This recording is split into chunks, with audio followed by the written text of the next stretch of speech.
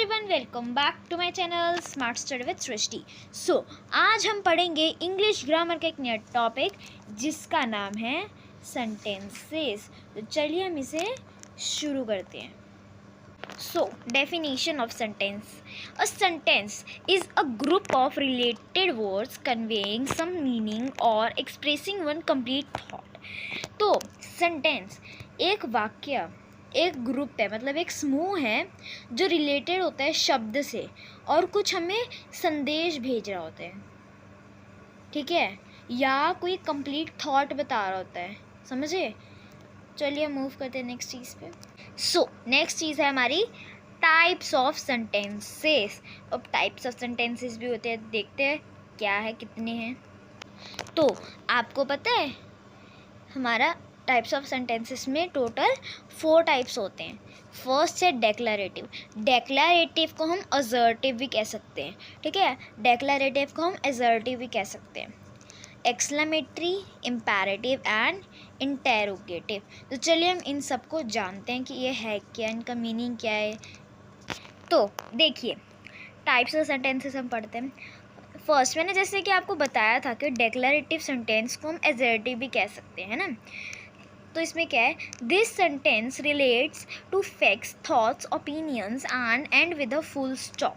देखो ये जो हमारा शब्द, मतलब ये जो हमारा वाक्य है, ये जो हमारा सेंटेंस है, वो रिलेट होता है कोई फैक्ट से, मतलब कोई इन्फॉर्मेशन दे रहा होता है, ठीक है, कोई थॉट्स, ओपिनियंस, है ना।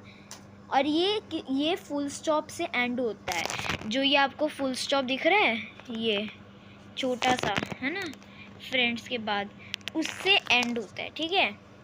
तो देखिए जैसे यहाँ पर हमें एग्जाम्पल भी गिवन है, David loves travelling with friends. David को अपने फ्रेंड्स के साथ ट्रैवल करना बहुत अच्छा लगता है ना। तो ये हमें एक इन्फॉर्मेशन दे रहा है, हमें एक फैक्ट बता रहा है, हमें चीज़ बता रहा है कि हाँ उसको अच्छा लगता है अपने फ्रेंड्स के साथ ट्रैवल करना। तो ये किस चीज़ से मतलब एंड हो रहा है, एक ये फुल स्टॉप जो हमारा गिवन है उससे, ठीक है। चलिए हमारा सेकेंड टाइप है सेंटेंस का, इम्पेरेटिव सेंटेंस। इम्पेरेटिव सेंटेंस क्या होता है? An imperative sentence express an order, request, command and suggestion. जो इम्पेरेटिव सेंटेंस होते हैं वो क्या करते हैं, वो एक ऑर्डर देते हैं, वो रिक्वेस्ट करते हैं, वो कमांड देते हैं, एक सजेशन देते हैं, ठीक है। Example, go to the grocery shop, ठीक है। तो यहाँ पर जो अगर आपको कमांड मिल रही है, ये तो एंड फुल स्टॉप से होता है, लेकिन अगर आपको कमांड मिल रही है ना, अगर आपको कमांड मिल रही है, ऑर्डर मिल रहा है, रिक्वेस्ट एंड सजेशन मिल रहा है, मतलब समझ लो आपका इम्पेरेटिव सेंटेंस है, ठीक है। थर्ड है interrogative sentence. Interrogative sentence means a sentence that ask a question and and with a question mark. Interrogative sentence क्या होता है? इंटेरोगेटिव सेंटेंस होता है जो हमसे सवाल पूछता है और वो क्वेश्चन मार्क होता है, उससे एंड होता है। ये जो क्वेश्चन मार्क दिख रहा है आपको, ये उससे एंड होता है, ठीक है।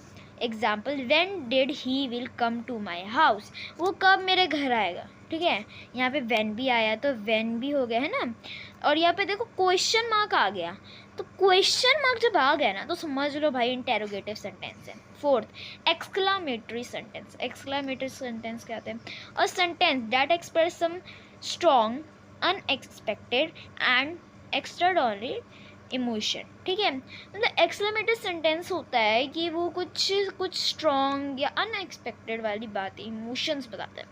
इसके ना यहाँ पे गिवन नहीं है, बट मैं आपको एक चीज़ बताती हूँ, ये हमेशा मतलब कि ये जो एक्सक्लेमेटरी मार्क होता है ना, उससे ही एंड होगा हमेशा। अब ये समझ लो, बस वहाँ पे एक्सक्लेमेटरी सेंटेंस आ गया। एग्जाम्पल यहाँ पे गिवन है, please talk to me now.